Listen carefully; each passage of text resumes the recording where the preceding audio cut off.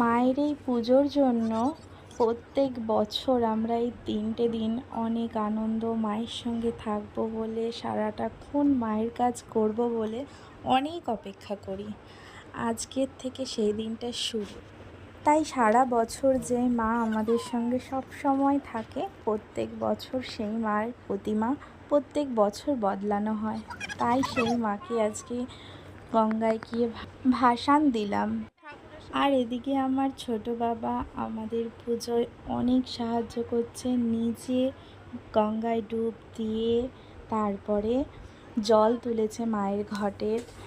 আর তারপরেই আমরা সবাই মিলে আবার নতুন প্রতিমা, আমাদের মা একই মা, মা মনসাকে আমরা আবার বাড়িতে নিয়ে আসলাম নতুন সাজে, নতুন রূপে।